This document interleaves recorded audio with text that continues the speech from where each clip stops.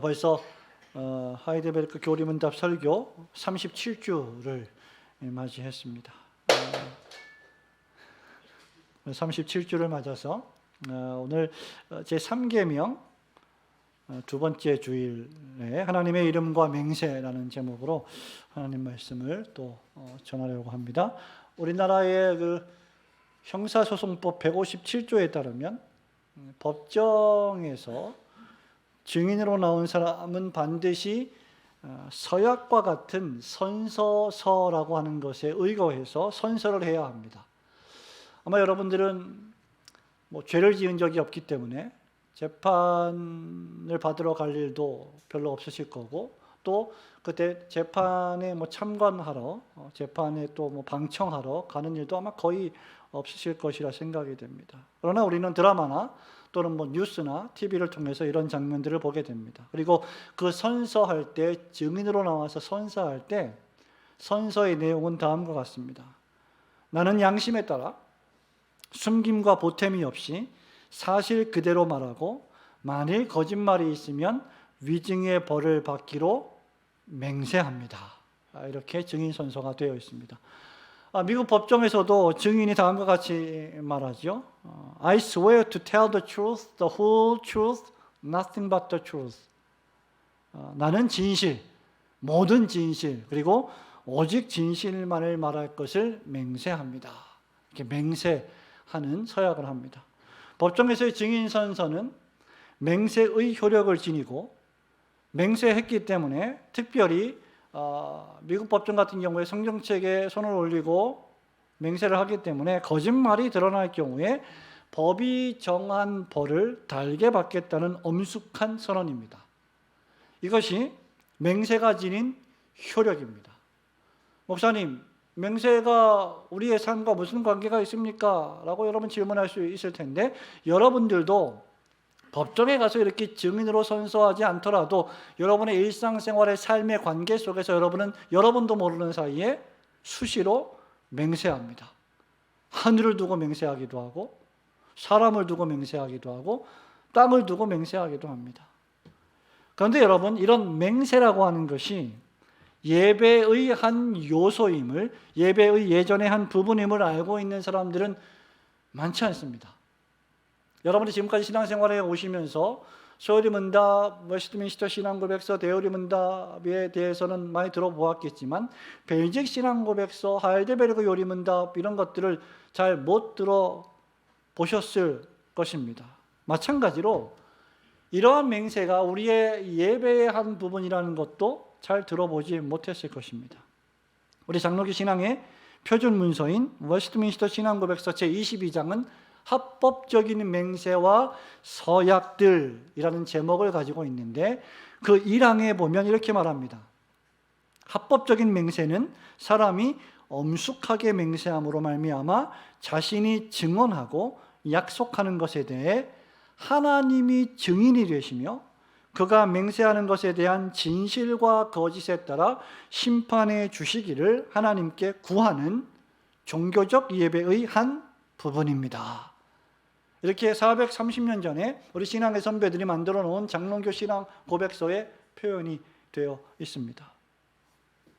즉 우리가 매주일, 여러분들이 오늘도 교회에 나오셔서 예배를 드리시는데 매주일에 예배에 임할 때마다 실상 우리는 하나님 앞에서 예배라고 하는 이름으로 맹세하고 서약을 하는 것입니다. 신령과 진정으로 하나님을 예배하겠습니다라고 맹세함으로 우리는 예배에 들어오는 것이고, 하나님께 모든 영광을 돌리겠습니다라고 서약함으로 예배에 들어오는 것입니다. 이처럼 맹세가 대단히 중요한데, 하이델베르크 요리문답이 제가 오전에도 말씀드렸습니다마는 다른 계명들에 대해서는 한 주일만 다루는데 이 3계명은 2주일을 할애하는 이유도 여기에 있습니다. 아마 거의 모든 그리스도인들이 여호와의 이름을 망령되이 일컫지 말라는 출애굽기 20장에 있는 이 말씀, 10계명의 제3계명의 말씀, 여호와 이름을 망령되이 일컫는 자를 죄 없다 하지 아니하리라는 이 하나님의 말씀인 3계명을 맹세와 연관시켜서 생각해 본 분들은 많지 않을 것입니다. 그러나 맹세는 우리가 일상생활에서 의식적이든 무의식적이든 매우 자주 사용하는 것이기 때문에 매우 중요합니다. 결혼하신 여러분들은 이미 오래전에 결혼했기 때문에 잊어버렸을지도 모르지만 여러분은 결혼식에 정상적으로 결혼을 하여서 예식에 참여했다면 여러분은 혼인 예식에 엄숙한 맹세와 서약을 했을 것입니다. 신자는 성경과 교리의 가르침에 따라 오직 하나님의 이름으로만 맹세해야 하며 또 우리가 맹세할 때 하나님의 이름을 사용하기 때문에 그 맹세를 통해서 하나님의 이름을 망령되이 불러서는 결코 안 되며 어떤 맹세를 하든 엄숙하고 거룩하고 진지하고 경건한 마음으로 맹세를 해야 합니다. 오늘 오후에 하나님의 이름과 맹세에 대해서 성경과 교리문답을 기초로 두 가지를 생각해 보려고 합니다. 첫 번째는 신자는 오직 하나님의 이름으로만 맹세나 서약을 할 수 있는데 하나님의 이름으로 맹세와 서약을 할 때 거룩하고 두려움 가운데 해야 한다고 교훈해 줍니다. 여러분, 우리가 읽은 로마서 1장을 읽었는데 1장 9절 말씀을 한 번 더 볼까요? 내가 그의 아들의 시작. 내가 그의 아들의 복음 안에서 내 심령으로 섬기는 하나님이 나의 증인이 되시거니와 항상 내 기도에 쉬지 않고 너희를 말하며. 아멘. 거기 성경책에 하나님이 나의 증인이 되시거니와 밑줄을 그어 놓으시기 바랍니다. 우리는 지난 시간에 하나님의 이름을 망령되이 부르지 말라 이 3계명을 살펴보면서 지키지도 못할 또는 지키지도 못할 뿐만 아니라 또는 지키지도 않을 약속의 일들에 하나님의 이름을 갖다 붙이는 것에 대단히 위험한 행위를 하고 있다는 것을 살펴보았습니다. 그렇게 여호와 이름을 모독하면 죽음의 형벌을 당한다고 우리는 지난주에 말씀을 들었습니다. 그렇다면 신자는 결코 하나님의 이름으로 맹세나 서원이나 서약이나 더 나아가서 일반적으로 우리가 약속, 이렇게 약속할게, 하나님의 이름으로 내가 약속해, 이런 말을 할 수 없는 것일까? 하이델베르크 요리문답 101번이 정확히 이것을 다루고 있습니다. 먼저 우리가 문답을 한번 해볼까요? 101번입니다. 그러면 우리가 하나님의 이름으로 경건하게 맹세할 수는 있습니까? 답, 시작. 그렇습니다. 국가 위정자들이 백성들에게 그것을 요구하거나 하나님의 영광과 우리 이웃의 안전을 위해 진실함과 진리를 확증하는 것이 필요할 때에는 맹세할 수 있습니다. 이러한 맹세는 하나님의 말씀에 근거하며 그러므로 구약과 신약 시대의 성도들 모두 정당하게 사용했기 때문입니다. 자, 요리문답 101번은 하나님의 이름으로 수행하는 맹세를 금하지 않습니다. 하나님의 이름으로 맹세를 할 수 있다고 말하고 있습니다. 그리고 뿐만 아니라 이것은 구약과 신약 시대의 성도들도 했던 일이다라고 밝히고 있습니다. 심지어 웨스트민스터 신앙고백서 22장 우리가 1항을 보았는데요. 3항의 마지막 부분에 보면 이렇게 되어 있습니다. 합법적인 권위에 의해 부과된 선하고 정당한 일에 관련된 일에 맹세하기를 거절하는 것은 죄입니다 라고까지 고백을 하고 있습니다.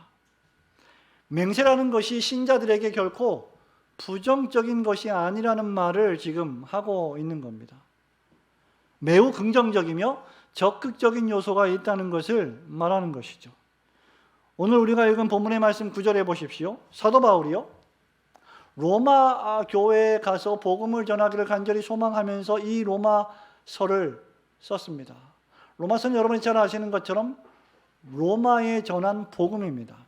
바울이 로마 교회 교인들을 위해서 이 복음을 전할 열망을 가지고 로마 교인들을 위해 끊임없이 기도하고 항상 기도하고 쉬지 않고 기도하고 있다라고 본문에서 밝힙니다. 그러면서 하나님이 나의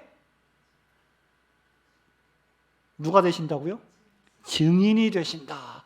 하나님이란 존재와 하나님이라는 이름을 불러서 그분이 나의 증인이 되신다라고 말합니다. 지금 바울은 하나님의 이름으로 자신이 로마 교회 교인들을 위하여 기도하고 있다는 이것이 거짓이 아니고 사실이고 진실이라는 것을 맹세하는 것입니다. 바울은요, 빌립보 교인들에게 편지할 때도 빌립보서 1장 8절에서 예수 그리스도의 심장으로 그들을 얼마나 사모하는지 하나님이 자신의 증인이 되신다. 예수 그리스도의 심장으로 하나님이 나의 증인이 되신다라고 또 맹세한 바 있습니다. 여러분, 이런 맹세는 구약에서 아주 빈번하게 찾아볼 수 있습니다. 아브라함이 창세기 21장 22절부터 24절에 보면 아비멜렉 앞에서 여호와의 이름으로 맹세했습니다. 또 야곱도 외삼촌 라반과 함께 서로 다투다가 더 이상 우리 싸우지 말자라는 것을 약속할 때에 하나님의 이름으로 창세기 31장 53절에서 맹세했습니다. 아브라함도 맹세했고 야곱도 맹세했습니다. 여러분, 룻기 3장 13절에 보면 보아스는 살아계신 하나님의 이름으로 룻을 보호하겠다고 맹세했습니다. 사무엘상 24장 21절 22절에 보면 다윗 왕은 사울의 후손들을 해치지 않겠다, 너희들을 내가 보호해 주겠다라는 것을 하나님의 이름으로 또 맹세했습니다. 우리 예수님은 어떠하실까요? 마태복음 26장 63절에 보면요, 살아계신 하나님 앞에 자신이 하나님의 아들 그리스도인지 아닌지 살아계신 하나님께 맹세하라고 밝히라는 바리새인들과 서기관들의 대제사장들의 요구 앞에 64절에서 내가 말하였다, 빌라도 내가 말하였다, 빌라도를 포함해서 모든 종교 지도자들이 내가 정말 하나님의 아들이냐라고 물을 때 하나님의 이름으로 맹세하라고 강요했는데 예수님은 네가 말하였도다 라고 말씀하심으로 그 맹세를 인정하셨습니다. 그런데 여러분, 이 맹세에 관련해서 여러분이 성경을 주의 깊게 읽으셨다면 이제 우리가 다음 주에는, 이번 주 지나고 다음 주에는 마태복음을 읽으실 텐데 마태복음 5장에 보면 산상수훈의 말씀이 시작되죠. 그 가운데 뭐 하지 말라는 부정적인 말씀이 있습니다. 혹시 기억나십니까? 맹세하지 말라. 예, 도무지 맹세하지 말라는 말씀을 예수님이 하셨는데 마태복음 5장 33절부터 37절입니다. 나는 너희에게 이르노니 도무지 맹세하지 말지니 하늘로도 하지 말라, 이는 하나님의 보좌임이요, 땅으로도 하지 말라, 이는 하나님의 발등상임이요, 예루살렘으로도 하지 말라, 이는 큰 임금의 성임이요, 내 머리로도 하지 말라, 이는 네가 한터럭도 희고 검게 할 수 없습니다. 그 다음 오직 너희 말은 옳다 옳다, 아니라 아니라 하라, 이에서 지나는 것은 악으로부터 나느니라 고 예수님 말씀하셨습니다. 도무지 맹세하지 말라 하셨는데 예수님 자신이 하나님의 이름으로 또 맹세하셨습니다. 우리는 이것을 어떻게 이해해야 할까? 우리가 어떤 성경을 읽을 때, 어떤 성경 구절을 읽을 때, 우리가 여러분들이 지금 계속 성경을 읽고 있습니다마는 이 성경을 읽고 이것을 해석할 때 두 가지 원리를 늘 기억해야 합니다. 첫째는 성경이 성경을 해석한다는 종교개혁 신학의 원리입니다. 구약 성경은 신약 성경이 해석하고 신약 성경은 구약 성경이 풍부하게 설명해 줍니다. 그러므로 우리가 구약을 모르고 신약을 읽으면 위험할 수 있고 신약을 모르고 구약만 읽으면 또 위험할 수 있게 되는 겁니다. 어느 한 구절을 해석할 때 우리는 신구약 성경 전체의 조명 아래에서 바라볼 수 있어야 합니다. 그것의 가장 바람직한 해석의 원리는 바로 우리가 지금 읽고 있는 그리스도 중심적으로 이 말씀들을 바라보는 것이죠. 마찬가지로 신구약 성경 전체를 알지 못하면 성경의 어느 한 구절만 읽고 독단적인 결론을 내릴 위험이 대단히 큽니다. 다른 하나는 성경의 어느 한 구절은 반드시 그 구절이 속해 있는 문맥과 장과 그 책이나 서신의 배경 속에서 이해되어야 한다는 것입니다. 도무지 맹세하지 말라 라는 이 말씀을 하시기 전에 우리 예수님 마태복음 5장 17절에서 뭐라고 말씀하셨습니까? 내가 율법이나 선지자를 폐하러 온 줄로 생각하지 말라. 폐하러 온 것이 아니요 완전하게 하려 함이로다 라고 말씀하시므로 우리 주님이 여호와 하나님의 계명을 반대하지 않으셨음을 알려주셨습니다. 예수님은 율법에서 허락된 맹세를 부인하신 것이 아닙니다.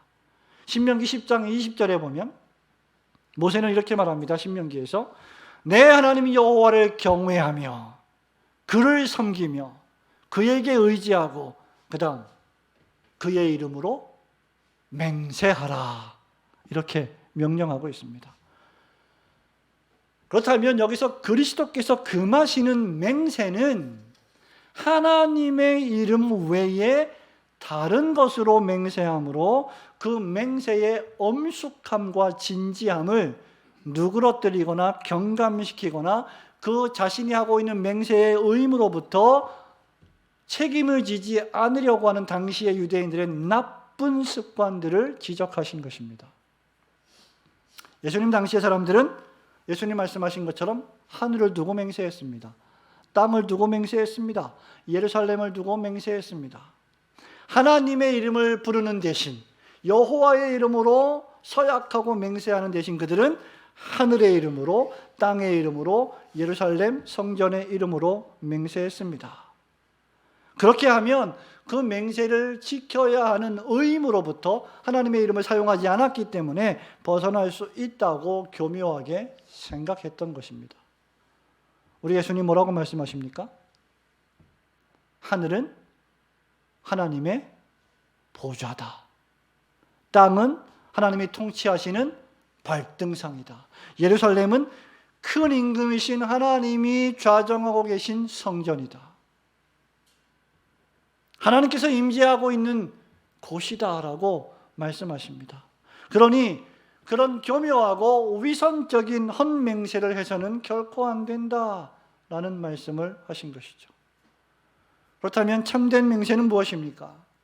하나님의 영광과 이웃의 안전을 위하여 교리문답에 있는 대로 진실함과 진리를 확증하는 모든 것이 참된 맹세입니다.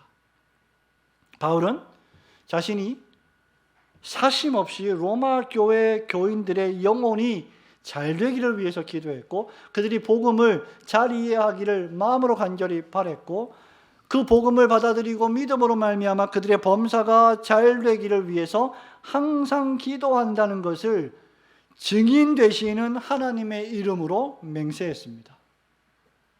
여러분, 이런 경우에 바로 이것이 하나님의 영광을 위하고 이웃의 선을 위한 정당하고 합법적인 맹세가 되는 것입니다. 우리가 다음 시간에 살펴볼 안식일을 기억하여 거룩히 지키라는 이 4계명의 모든 약속, 특별히 예배 시간에 진입할 때 우리는 하나님의 영광을 위하여 예배하겠습니다. 이 예배를 통하여 하나님 홀로 영광을 받으십시오. 이 예배를 통하여 우리는 하나님의 영광을 위하여 존재하겠습니다 라고 고백하고 맹세하는 것과 같습니다. 말하자면 이런 의미에서 우리의 맹세는 우리의 신앙의 고백입니다. 또한 하나님의 나라와 주님의 몸된 교회를 섬기고 봉사하는 일에 있어서 맹세해야 할 것입니다. 웨스트민스터 신앙고백서 22장 3항은 계속해서 이렇게 말합니다. 맹세할 때는 틀림없이 진실이라고 설복되는 것만을 맹세해야 합니다. 선하고 정당한 것과 자신이 그렇다고 믿는 일과 자신이 할 수 있으며 수행하려고 결심한 일 외에는 그 어떤 일에 대해서도 자신을 묶어서는 안 됩니다. 하나님이 명령하신, 하나님이 구약과 신약 성경에서 명령하시는 말씀의 선하심과 그리고 그 선한 말씀에 따라서 하나님 나라와 주님의 몸된 교회를 섬기려고 결심한 일, 그 결심 가운데 내가 수행할 수 있는 일, 내가 수행하려고 기꺼이 마음을 먹는 일, 수행하기 위해서 열심히 일을 하는 일, 그 외에는 어떤 일에도 맹세해서는 안 된다라는 말을 하고 있는 것입니다. 여러분, 아주 옛날에 제가 알고 있는 어떤 성도님이 그 교회에서 건축을 하는데요. 우리 옛날에는 건축원금 작정을 많이 하지 않았습니까? 건축원금을 다 작정하는데 이분도 건축원금을 작정을 했어요. 무려 30억을 작정을 했습니다. 30억을.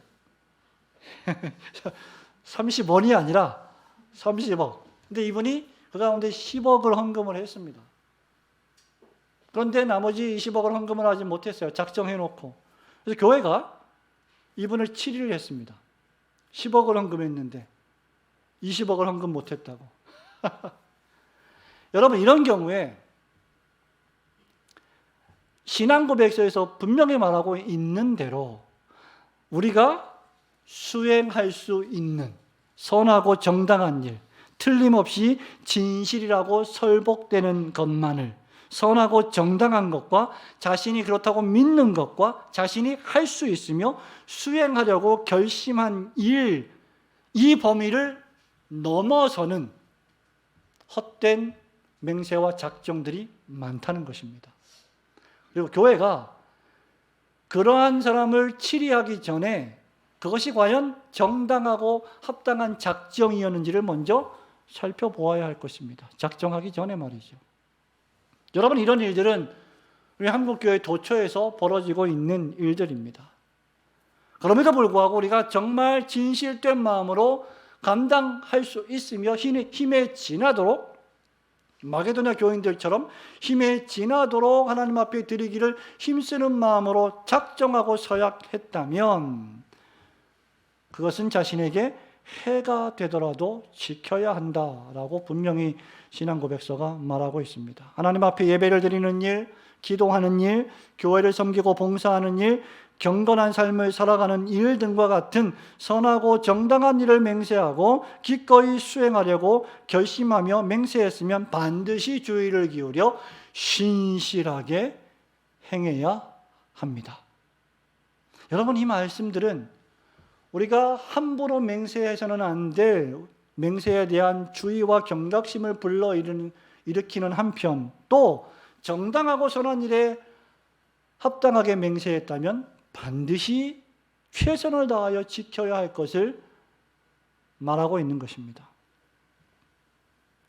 더 나아가 신앙고백서 22장 4항은 죄가 아닌 일에 맹세했다면, 우리가 죄된 일에 맹세하는 경우도 있잖아요. 내가 저 사람 반드시 가만두지 않을 거야. 내가 죽일 거야. 내가 맹세.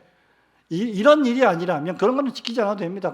그런 맹세를 해서도 안 되겠지만, 죄가 아닌 일에 맹세했다면 그 사람 자신에게, 맹세한 자신에게 불이익이 오거나 해가 된다 할지라도 반드시 지킬 의무가 부여된다고 말하므로 맹세의 중요성과 엄숙함을 다시 한번 강조하고 있습니다.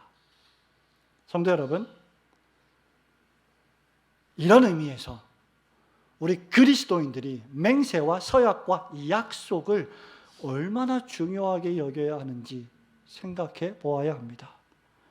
약속을 밥 먹듯이 깨뜨리고 신의를 헌신짝 버리듯 내버리는 죄와 악이 관영한 이 세상 속에서 그리스도인들은 거짓을 말하지 않으며 진실되게 살아가야 하는데, 그렇게 거짓을 말하지 않으며 진실되게 살아가는 신자의 모든 말과 행동과 품행이 그 자체로 세상 사람들에게 참된 맹세가 됩니다.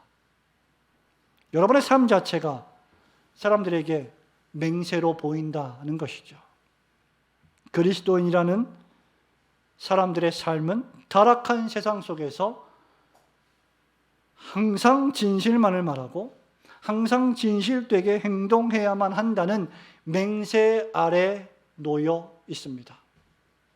우리가 재판정에 가서 오직 진실만을 말할 것을 엄숙히 맹세합니다라고 말하지 않더라도 우리 그리스도인들의 삶은 하나님 앞에서 늘 이러한 맹세 아래 놓여 있다는 것입니다.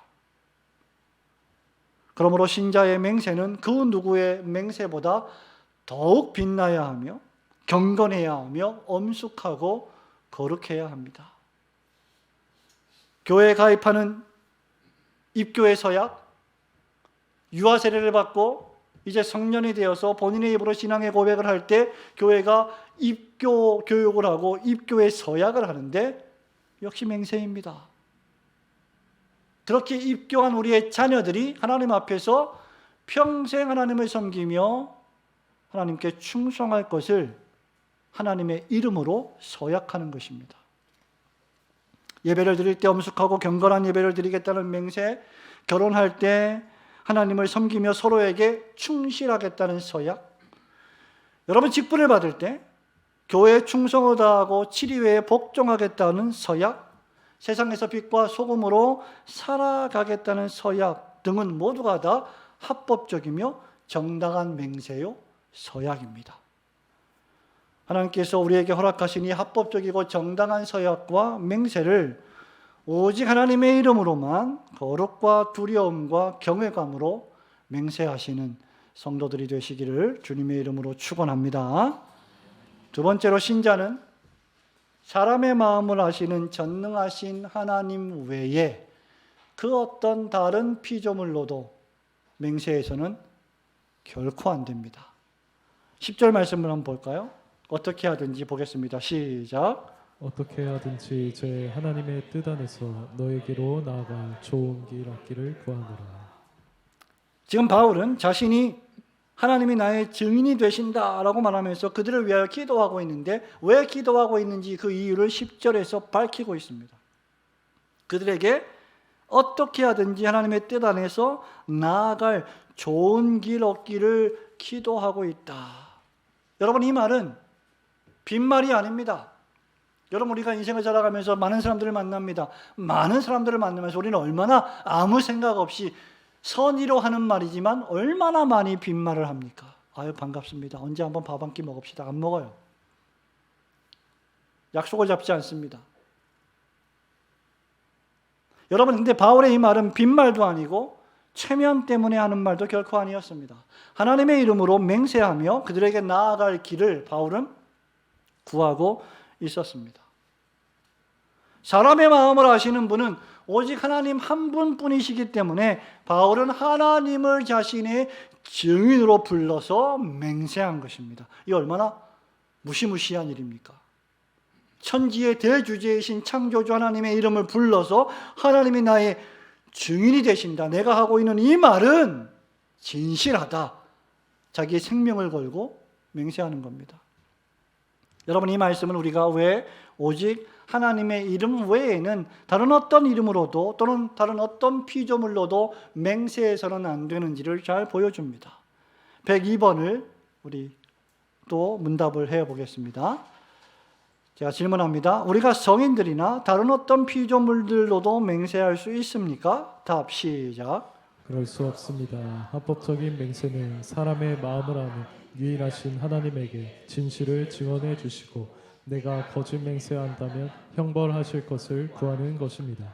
이러한 영예는 그 어떤 다른 피조물에게 돌려져서는 안 됩니다. 네, 요리문답은 합법적인 맹세는, 이렇게 맹세하는 이유는 자신이 하는 말이 진실이며 그것이 거짓이거나 또는 그것을 어길 경우에 형벌하실 것을 구하는 고백이며 기도라는 것을 분명히 합니다. 그런데 이 맹세를 오직 하나님의 이름으로만 하는 이유는 오직 하나님만이, 오직 하나님만이 여러분의 마음, 여러분의 양심, 여러분의 심장을 감찰하시는 유일한 분이시기 때문입니다. 다윗이 시편 7편 9절에서 이렇게 말했습니다. 악인의 악을 끊고 의인을 세우소서. 의로우신 하나님이 사람의 마음과 양심을 감찰하나이다. 바로 이것이 왜 우리가 오직 하나님의 이름 외에 다른 피조물로 맹세해서는 안 되는지의 가장 본질적인 이유입니다. 여러분, 여러분의 부모님이, 여러분의 할머니, 할아버지가 아무리 인품이 고매하고 도덕적인 삶을 살고 정말 훌륭하시다 하더라도, 여러분의 아버지가, 어머니가 정말 귀한 분이라 할지라도 아버지의 이름으로 맹세해서는 안 됩니다. 어머니의 이름으로 맹세해서도 안 됩니다. 여러분의 자녀들이 아무리 순수하고 아름답고 예쁘다 할지라도 내 자녀의 이름으로 맹세해서도 결코 안 됩니다. 여러분의 사사기를 통해서 잘못된 서원과 맹세를 한 그 참혹한 결과가 무엇인지를 이미 읽었습니다. 우리의 부모님이 아무리 훌륭하고 아무리 사랑이 넘친다 할지라도 사람의 마음을 완전히 알지는 못하십니다. 오직 전능하신 하나님만이 사람의 완전한 판단자가 되십니다. 오직 전능하신 하나님만이 여러분의 마음의 중심을 감찰하십니다. 솔로몬 왕은 여호와 하나님 앞에서 역대하 6장 30절에서 이렇게 기도했습니다. 주는 계신 곳 하늘에서 들으시며 사유와 를 아시오니 그의 모든 행위대로 갚으시옵소서. 주만 홀로 사람의 마음을 아심이니이다. 여러분, 사람은 사람의 마음을 어느 정도는 알지만 그 어느 정도 아는 것도 나중에 다른 마음을 품었다면, 그 사람이 다른 마음을 품었다면 배신감을 느끼게 될 겁니다. 고통을 당하게 될 겁니다. 사람은 사람의 마음을 다 알지 못해요. 우리 선조들이 얼마나 지혜롭습니까?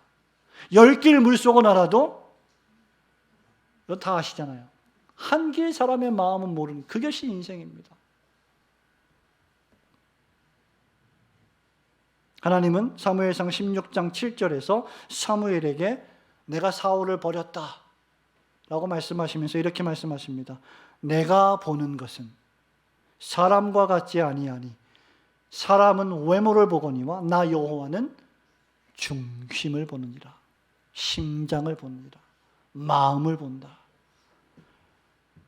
오직 하나님만이 사람의 마음을 아시기 때문에 하나님의 이름 외에 다른 피조물로는 맹세해서는 안 된다는 것입니다. 두 번째 이유는 사람이나 그 어떤 피조물이라도 그들은 죄인이며 악하고 부패한 죄인들이기 때문입니다. 예레미야 선지자는 예레미야 17장 9절 10절에서 만물보다 거짓되고 심히 부패한 것은 사람의 마음이라 누가 능히 이를 알리요마는 나 여호와는 심장을 살피며 폐부를 시험하고 각각 그의 행위와 그의 행실대로 보응하나니라고 했습니다. 바울은 로마서 3장에서 하나님의 계명의 말씀을 어기고 불순종한 결과 죄로 물들고 부패한 인간의 타락의 참상을 이렇게 3장 10절부터 묘사하고 있습니다. 그 유명한 말씀, 기록된 바 의인은 없나니 하나도 없도다. 깨닫는 자도 없고 하나님을 찾는 자도 없고 다 치우쳐 함께 무익하게 되고 선을 행하는 자는 없나니 하나도 없도다. 그들의 목구멍은 열린 무덤이요 그 혀로는 속임을 일삼으며 그 입술에는 독사의 독이 있고 그 입에는 저주와 악독이 가득하고 그 발은 피 흘리는 데 빠른지라 파멸과 고생이 그 길에 있어 평강의 길을 알지 못하였고 그들의 눈앞에 하나님을 두려워함이 없느니라 함과 같으니라. 여러분, 이 말씀들이 나와는 상관없는 말씀이라고 생각하십니까? 여러분이 지금 읽고 있는 모든 북이스라엘의 남유다의 역사를 살펴볼 때 이스라엘과 유다의 상태였습니다.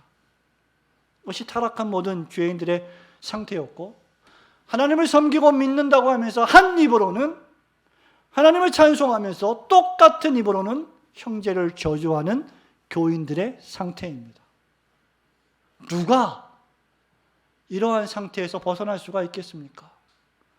그런데 이런 상태에 있는 사람들의 이름으로 맹세한다는 것이야말로 여호와의 이름을 망령되이 일컫는 일이 되는 것입니다. 여호와 하나님의 절대하신 주권과 권위를 모독하는 일이 되는 것이죠. 그런데 불과 500여 년 전에 중세 시대에는 로마 가톨릭 교회가 교묘하게 하나님의 이름에 성모 마리아를 끼워 넣고 성인들의 이름을 추가해서 맹세하게 하도록 했습니다.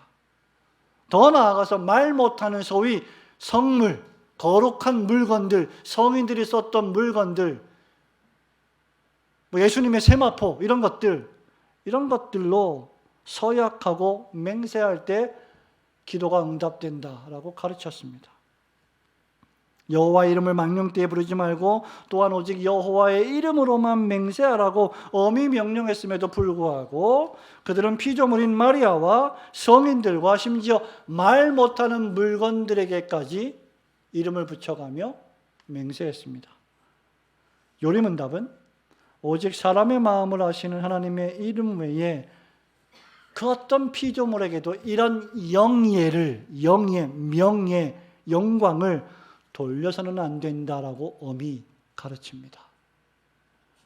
그러므로 마리아의 이름이나 거룩하다고 일컬어지는 무슨 천사들의 이름이나 성인들의 이름이나 그 밖에 어떤 다른 피조물들의 이름으로 맹세하는 것은 하나님의 전능하신 권위를 모독하는 악한 행위입니다. 그들은 우리의 창조주도 통치주도 재판관도 심판자도 아닙니다.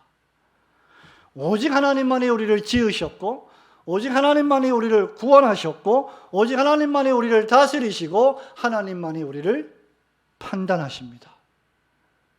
그렇게 하나님의 이름으로 맹세한다는 것은 하나님을 나의 마음과 말과 마음, 묵상과 행위 모두를 포함하는 내 삶의 재판관으로 모셔드리는 경건한 행위입니다. 하나님, 제가 오늘도 하나님의 집에 예배로 나아갑니다. 이 예배가 하나님께 영광을 돌리며 나에게는 큰 평강과 은혜가 되는 예배가 되기를 하나님의 이름으로 맹세합니다. 이런 예배의 자리로 나아오는 경건하고 정당한 맹세는 바로 하나님을 나의 삶의 주인으로 모십니다라고 하는 신앙 고백과 같다는 것입니다. 다윗은 하나님이 어떤 분이신지 시편 139편에서 이렇게 노래했습니다. 여호와여, 주께서 나를 살펴보셨으므로 나를 아시나이다. 주께서 내가 앉고 일어섬을 하시고 멀리서도 나의 생각을 밝히 아시오며 나의 모든 길과 내가 눕는 것을 살펴보셨으므로 나의 모든 행위를 익히 아시오니 여호와여, 내 혀의 말을 알지 못하시는 것이 하나도 없으시니이다. 주께서 나의 앞뒤를 둘러싸시고 내게 안수하셨나이다. 내가 새벽 날개를 치며 저 바다 끝에 거할지라도 하나님이 거기 계시고 내가 스올의 자리를 틀지라도 하나님이 거기 계셔서 나를 아신다라고 다윗은 고백했습니다. 오직 하나님만이 나의 모든 것을, 여러분의 모든 것을 완벽하게 아십니다. 그러니 하나님 외에 다른 이름으로 맹세한다는 것은 그를 내 삶의 재판관으로 모시는 행위이기 때문에 하나님 앞에 가증하고 신성모독적인 것이 되는 것입니다. 그러므로 우리 하나님을 우리가 마땅히 대우하려면 오직 내 삶의 주인 되신 하나님께만 영광을 돌리며 하나님의 이름으로만 맹세하고 서원해야 할 것입니다. 이 세상에 다른 그 어떤 피조물도 그 어떤 사람들도 귀인들도 의지하지 마시고 오직 여호와 하나님의 이름으로만 맹세하고 그분에게만 신앙을 고백하는 성도들이 되시기를 주님의 이름으로 축원합니다. 성도 여러분, 말씀을 맺습니다. 우리 교회는 교회에 출석해서 신앙생활 하다가 이 교회에 등록하여 정회원으로 가족으로 더 열심히 신앙생활을 해야 되겠다. 그래서 등록교육을 받으려는 성도에게 때가 차면 등록교육을 실시하고 등록교육을 이수한 성도들에게는 등록서약서를 낭독하고 그 서약서에 사인을 하게 합니다. 여기 앉아 계신 분들은 거의 모든 분들이 유명하신 분들만 빼놓고는 모두 다 이 교육에 임하신 분이시고 등록서약서에 이름을 쓰고 사인을 하셨고 그 모든 등록서약서가 목양실에 비치가 되어 있습니다. 그 서약서에 보면 올고든 교회의 성도로서 교회의 가르침과 치리에 복종하고 교인으로서의 권리를 누리고 의무를 수행하겠다는 이 서약서에 내가 엄숙히 서명합니다, 서약합니다 라는 문구가 있습니다. 교회에 하나 등록하는 것이 뭐 그렇게 대단한 일이길래 등록서도 아니고 등록 서약서를 받습니까? 여러분, 그만큼 하나님의 교회에 등록하는 것이 대단히 엄숙하고 진지한 일이기 때문입니다. 하나님의 교회에 가입하는 것이 그만큼 중대하고 엄숙한 일이기 때문입니다. 어떤 의미에서 서약은 자신의 목숨을 거는 일입니다. 바울은 고린도 교회 편지하면서 고린도후서 1장 23절에서 이렇게 말합니다. 내가 내 목숨을 걸고 하나님을 불러 증언하시게 하노니 내가 다시 고린도에 가지 아니한 것은 너희를 아끼려 함이라. 무슨 말입니까, 여러분? 내가 너에게 가지 않은 것은 나의 유익 때문이 아니라 너희를 위한 것인데 이것이 진실하다, 참이다.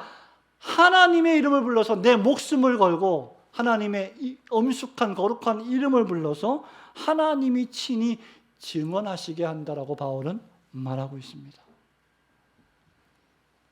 여러분, 오늘날처럼 이런 맹세와 서약을 가볍게 여기는 시대도 없습니다.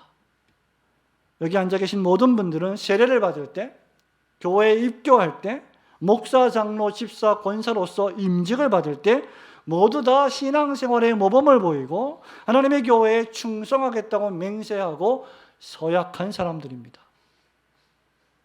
그렇다면 우리는 이 서약을, 이 맹세를 매우 중요하고도 진지하게 여기며 하나님께서 불러주신 이 교회에서 맡겨주신 사명에 충성을 다해야 할 것입니다.